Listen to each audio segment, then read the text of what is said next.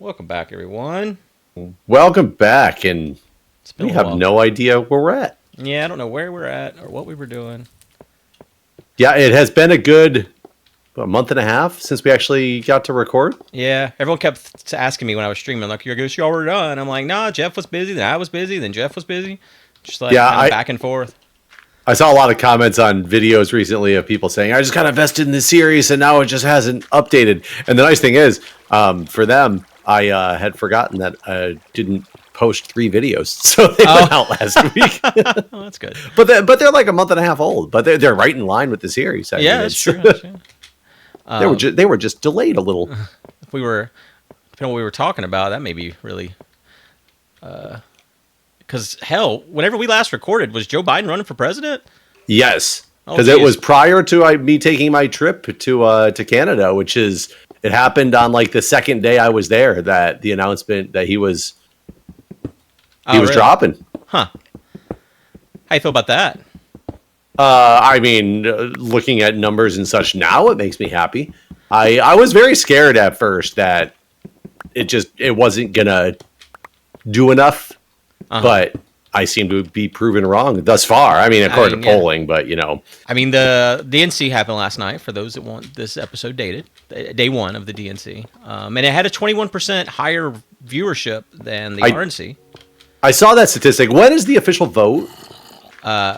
They actually officially voted already because of, I thought I had saw that happened, and I was surprised to see I wasn't really tracking with when the DNC happened. I kind of just thought the DNC had happened because I thought they had voted already. the reason why they did it is because technically Ohio requires you to certify earlier than the DNC happens, and Ohio said, "Oh, don't worry about it. We'll still honor it," but no one trusts them. I mean, good reason. It's Ohio. Yeah. I mean, as somebody from Michigan, Ohio bad. I mean, Ohio, I literally had that state banned whenever I sold things on YouTube. If you live in Ohio, you could not buy from me. You sold things on YouTube. I mean, That's pretty did I say amazing. YouTube? Jesus Christ, on eBay. But yeah, when I sold things on eBay, like every customer I would ever get from Ohio was awful, so I just banned them. I'm trying to figure out where we actually need to go. Yeah, We got mushrooms spreading around here, and I don't know if these are ones that like we planted or if these are just natural no, cave these mushrooms. are natural. They spread. Like I mean, they're naturally spread, but like we didn't plant the first one. That's just a hole. Um, Yeah, I gotta. But yeah, they just did the vote on a Zoom call basically. It's the way of life now. Yeah. How are we going to vote for our next presidential candidate? On a Zoom call. By the way, tell Congress to get all those people back to the office. Yeah. But yeah, so like the voting that'll happen there is not actually real. It's already happened. Yeah, so speaking of the work from home stuff that I just mentioned as a joke, but obviously remote work has been a big topic for a lot of people trying to like force people back to the office. I saw an article today that came out from OPM, which is like the government personnel body, that said like now they're anticipating in the next multiple years of massive sell-offs of government properties and buildings. Oh, because we're just working from home. Well, and I mean, honestly, it's something that they should have done, a long time ago when they realized that this remote work thing was, kind of here to stay, even though they're trying not to make it here to stay. Yeah, I mean, It's weird the pushback it got because, I mean, I can understand why people like Elon Musk would push back, right? Because he wants people needing cars to. Oh, I got hit by something, getting shot by a man. Are you gonna live? Yeah, I'm fine. Yeah. There's another one. What the hell, guy? So yeah, like I think whenever he was all the pushback against it and everything, like it's bad for Tesla to not have people going to work, right?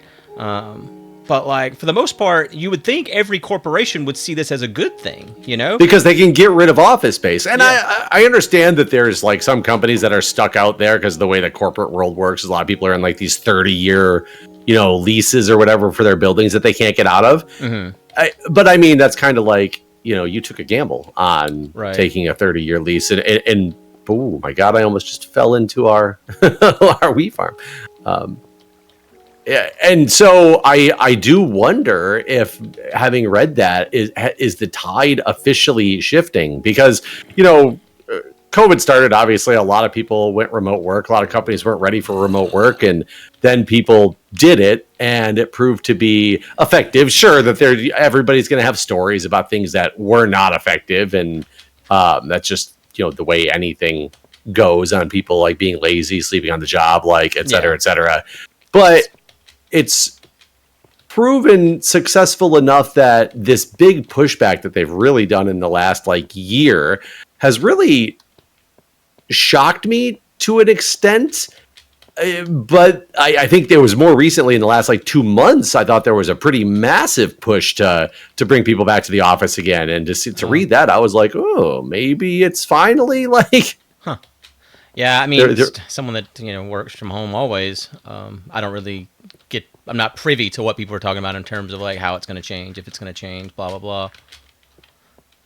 Well, so I will tell you that I have, you know, when I worked at my previous job, it was, I was supposed to be there a certain percentage of the time, and I ended up getting my remote work agreement, or my telework agreement, I should say, approved to be that I was only on site required 2 days a week, but it was subject to change at any time. And I knew when I took that job, it was I need to be there to support things on site. I'm, you know, helping support a hospital and a data center, you know, and things like that. So I understood that, and I was very happy with the fact that I only had to go in, you know, twice a week instead of, you know, 5 times a week.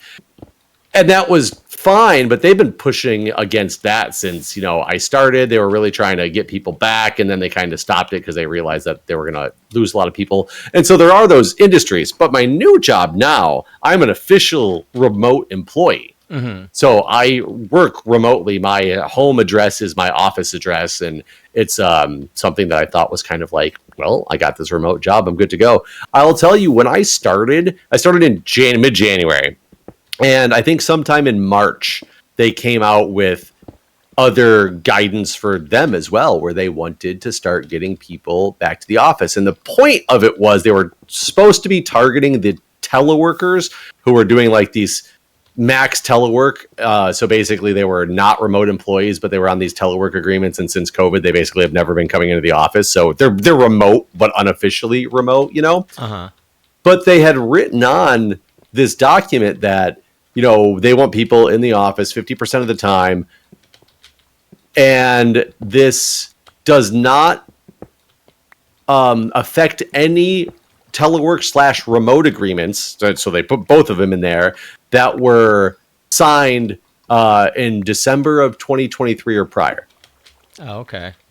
And I was like, but I started in January. Oh. With a remote job. And I am a remote employee now, working here for a couple months, and now you're trying to say that there's this agreement that only, you know, really officially doesn't apply to people that started the same month that I did. So I was kind of going through some like, well, what's the deal? I've been told unofficially it shouldn't affect me, and so far it hasn't. But still, that's kind really of scary, weird, right? Like, yeah. Until it does, you know? Yeah, exactly. It's well, no, you're fine until you're not, right? You know, type of situation. I'm just like, I don't know when's the shoe going to drop, and how do you justify? And I did a lot of research on it, because I'm thinking I'm a remote employee. Like, there's no way, and I'm sure a lot of people are saying, hey, you know, you're a remote employee, you got a remote job, that they can't change that. I've found out that is not true. Like, I mean, they can change that. But I don't think it's right, because that's kind of like a different job than I have. Then you would have to change something in my status, in my opinion, but apparently that's not entirely true. Mm-hmm. And so, yeah, I'm still kind of scared every day that they're going to tell me that, you know, hey. And it's funny too, because I work for, you know, a government agency that is, you know, centralized in the DC area. I'm in the DC area. And now they've even changed all their hiring practices. They won't let you advertise remote jobs anymore because of this whole 50% rule. They want you to start your first round of advertisements in the DC metro area. And if you can't find anybody in the DC metro area, you can expand them out, but then they have to go on site at whatever their closest local facility is. God, I can't see that they get 50% of the time. And I'm fitting into this boat of, you're telling me my agreement technically isn't solid because it was after this December deadline, and I happen to work in the DC area that you're trying to target all the people in because that's where the central headquarters is located. Like, I'm in a bad spot. Yeah, it doesn't look good for you in the future. Yeah, I'm definitely a little bit worried about it every day. Before you went to Canada, that whole ER trip I did with Apple, right? Yes. So what ended up happening, I don't know, because we haven't recorded since then. What ended up happening is they referred us to a cardiologist, right? Did I tell you that? Yes, you said that. I think that was the last thing we actually talked about it was that they referred you to cardiology. Yeah, so because they basically couldn't find anything wrong. So whenever we left, her heart rate had gotten down to like 119. Like with the moment it dropped below 120, they were like, "Get out." And the next day, it's back up. Then there's an ER nurse. Yeah, but go on. The next day is right back up to 150 or whatever. So they're like, this was on, I don't know what day it was on, but they're like, you should hear from the cardiologist tomorrow, which was a Wednesday. If you haven't heard from him by Thursday, so I guess it was Tuesday. If you haven't heard by Thursday, call them. So I did on Thursday when I hadn't heard from them. You know what they told me? Yeah, you shouldn't expect a call from us. We're booked for the rest of the year. You might hear from us in January. For the rest of the year. So I think that's a problem in general with the way that some services are rendered. Is when I was ED nurse, our doctors I think they were required in some way, shape, or form to get follow-up appointments scheduled for people in certain cases before they were discharged. Well, she didn't think she'd do a referral at first. Eventually, she figured out a way to get a referral without us having to go see the pediatrician. Without going to see your pediatrician? Yeah. Because, they are pediatricians. Right, yeah, without going to see our doctor. She was able to get a referral. But it didn't do me any good. So her heart rate is still, like, earlier today, it was 165, just sitting around. Damn. Yeah, like this has not stopped. Like it's every day, all day. Like I have her watch on her now nonstop. So I've been looking at the data, and the lowest it goes is like 120 when she's asleep. They give any meds or No, they gave her nothing. They couldn't figure out anything that would slow it down, except for they just kept giving her IV fluids, hoping that it was dehydration. And eventually it did slow down, but it was also whenever she started going to sleep in there. It got so late that she fell asleep, and then her heart rate dropped. So, are you looking for a different cardiology? I called her clinic pediatrician, and they were like, "This is the only one in network that where I was referred around here. So, like, I don't have another one in network to even go to. So I literally don't know what else to do. Like, I'm just like, I guess I'm fucked." And unless you're just going to keep going back to the emergency department every time it gets high, like that kind of puts you in a really hard place. Yeah, I literally don't know what to do. I am chasing a bunch of zombie sounds through a wall, and I cannot, for the life of me, find where these guys are coming from. Huh. I did find. When your picks break in this version, it doesn't make any sound. I did find unfortunate. A lot of darkness, but I've got it mostly lit up now. There's still more there. I needed to come back for a lava run. Luckily, I'm right by this lava pool that I almost walked into. Oh, God. I might have put a wall up here, maybe, just so I don't do that.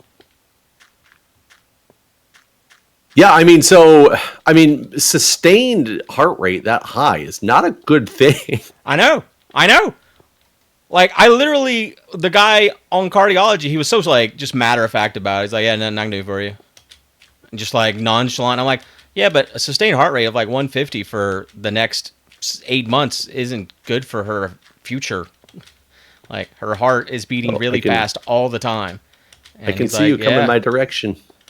He was like, I don't know, man. Maybe you could call our pediatrician and see if they can do anything. And so that's what I did. And then the pediatrician was like, oh, if you've already gone to the ER, there's no reason for us to see you. I can send you to our nurses line. And I'm like, huh? What? Yeah. Did you say the heart rate is still like this ridiculously? Yeah. She's like, well, if it's an emergency, take her to the emergency room. I'm like, I've already been there. I've already done that. They're like, well, we can transfer you to the nurse's line. You can leave a message. So that's what I did, and I didn't hear anything back. That was like 2 days ago. Yeah, I don't know. This is what like scares me and also makes me understand too. When I was in the emergency department, nurse, there was so many people that came in for things. We even have a clinic on the side it was called at the time ambulatory care area, because it was basically, it even costs different money when you triage people over there, because it's billed as like an outpatient just visit, because that's the type of thing you do over there. And I used to get so frustrated at the time of like, especially when you have like a 6-hour backup in that area, because there's just so many people that are coming in to be seen, and you're like, this is just like doctor's office stuff. But I mean, when you run into the problems like you're describing, I mean, what else are they supposed to do? Yeah. I mean, my mom always took me to the ER because we never had insurance, we never had any money, and she just wouldn't pay the bill. So I grew up I never had a primary care doctor until I was an adult. No, I don't even have one now. Really? Yeah, I have to. I mean, I have this weird thing where you don't have a primary care doctor? Well, that's why I don't have a primary care doctor. No, but because when I was working the bedside, I had to get yearly physicals at the hospital. And as a firefighter, I have to get yearly physicals that are way more workups than you get as a normal yearly physical, because I have to do now, before it was every other year, now every year, because I'm over 40, I have to get a treadmill test done. So I'm on an EKG machine walking on a treadmill. I have to get my heart rate up to a certain amount. So I'm getting very extensive testing done on a regular basis that a standard physical doesn't cover. So, and I haven't gotten sick to the point where I've needed to go seek medical care.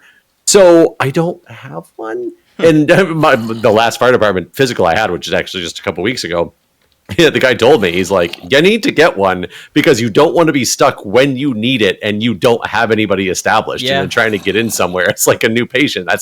You're gonna run into some problems doing that. And yeah. So one of these days I will have to do that. I'm gonna need your help because I cannot, for the life of me, I don't know if you're still by where I was at, I cannot track down the zombie sound. I'm at home. I don't know where you are. Oh, I came here to make a pick and I didn't do it. You know what was messed up? So I changed my insurance first of the year because of Ozempic. And is it covered again or not? Yeah, it is. It is covered under my new insurance. So it's like $30 or something like that. And I just saw you a couple minutes ago. So home can't be that far, but I don't know where it's at. But and I checked before I changed to make sure everywhere I go is in network. One of those places was my daughter's therapist. Comes to find out it wasn't in network, even though the website says it is. So she lost her therapist, which really sucked. But with the website, and that's another thing, like, because we've been dealing with that with like speech therapy for one of the kids that our kids need speech therapy, and finding people in network was so hard because you follow up on these things that says this is in network and it's not. Yeah. And how is that my fault? Yeah, exactly. Like I literally switched insurance and like just, thinking that this is good. Like everything's going to be cheaper except for ER visits. That's the only thing that the price got raised on. I saw you for a second just now. You're gone. Oh my God, I almost just walked into more like lava. There's like, I'm in a place on the bottom where we've got these all the open lava pits, but like I'm coming to them from ledges, and it's. I just heard you. Oh, there you are. There you are. Wait, I just saw your name.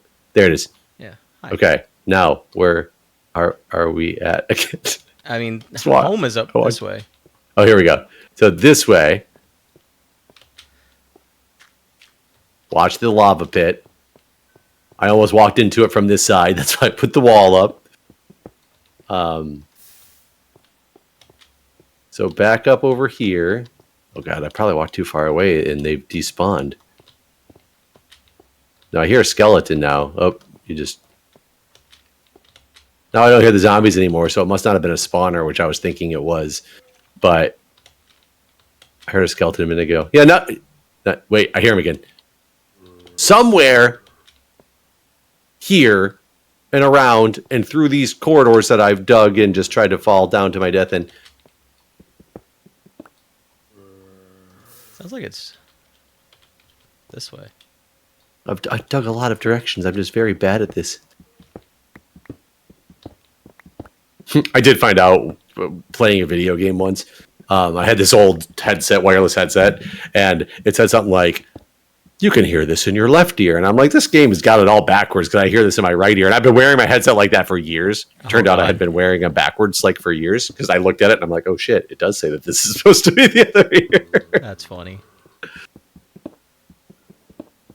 But anyways, you're talking about the insurance change with. Oh yeah, so yeah, that sucked. So she lost her therapist. It also sucked because they happened to get a new receptionist. Whenever we first started going there, her appointment was always at like 5:30, so it was like after school, and they didn't ever have a night receptionist. So like you would get there, and if it was after 5, the doors would be locked. The therapist would come out and like let you in, and then have you lock the door behind, like if someone left, they'd be like, "Can you lock the door behind me?" or whatever. But eventually they got this receptionist, and it was about the same time that we switched insurance. And so I asked her, I'm like, "Hey, I normally see a copay come off my card before we get here every day, and I didn't see one today. Is everything good?" And she's like, "I'll have to look into it. I don't know how the system works yet, but I'll find out for you, and I'll let you know next week." So next week I ask again, and she's like, "Yeah, looks like your new insurance covers everything completely." And I'm like, "Oh, sweet, even better. No more copay." Fast forward 12 weeks later, they call me up and they're like, "You owe us $3,000 because it's $250 a session." They're like, "You can't come back anymore until you pay your past due balance." I'm like, "What are you talking about?" They're like, "Yeah, your insurance doesn't cover this anymore." And I'm like, "Well, no one told me." I'm like, "I'm not paying that because your receptionist told me multiple times that our insurance was covered, and I would have stopped this like $250 after the first $250 bill. We would have been done." And so I didn't pay it. I guess Crystal has paid part of it now or something, so she can go back for one session to get like closure. But yeah, the whole therapy thing just got really screwed up because of the insurance change. But then my primary care is also an urgent care. It's primary care and urgent care, right? I've gone there. We're out of time, but let me finish this real quick. I've gone there multiple times, urgent care wise. Since I switched insurance, they took it just fine. Whenever I took Apple there the other day, they were like, "We don't take your insurance here," and it was fucked up because we called on our way there because it was after 6:30, so their like online check-in wasn't available because they close at 7.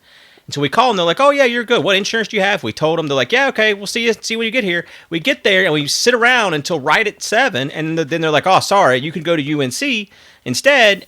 They take your insurance." And so we go over there, and they stop taking patients at 7. And we walk in the door at 7:02, and they're like, "Sorry, it's 7:02. We don't take patients after 7." And I'm like, "Are you kidding me?" And I told them what all happened. I'm like, "Well, this is what all happened. Like, we just got screwed over by Wake Med." And they're like, "Well, what's the problem?" And I tell them, they're like, "Okay, I guess we'll see her, but we can't do any blood work or any of that because we're going to close." So they like, they did an EKG and all this, and then they're like, "You need to go to the ER to get blood work because we can't do it because we're closing." But yeah, this insurance thing's been really pissing me off with stuff like that happening. Yeah, I completely feel you, and I don't know what the solution to it is. Like, I don't know if there is one. I will say I had Kaiser for a while. I don't know if you know about Kaiser. It's like everything in one place, and it was expensive, but it was convenient. Mm-hmm. But yeah, we are out of time. Have Kaiser here. I was always Blue Cross Blue Shield for the longest time, and I never had trouble with them except it was so fucking expensive. Yeah. So finally, when I switched, you know what my insurance company's called now? Oh God, do I want to? It's UHC. Ultimate Healthcare. Yeah, it's like United Healthcare, but yeah, it's like UHC, and I'm like, oh, they give you golden apples on the way out the door. Yeah, you're good to go. But yeah, I mean, like the price of my medication is way better now, but other than that, not so much. And like before, my ER visits were just $100 flat fee, and now it's like percentage of total bill. So that's scary. I haven't got the bill yet from being in the ER with her heart. Percentage of total. I don't even know if I've heard of that being. Yeah. Oh, God, I'm curious on an update on that one. Yeah. I'm sure it's not gonna be good. No, it will not. But we are out of time. Oh yeah, I forgot. Thanks. Thanks for watching, guys. We'll see you next time. See ya.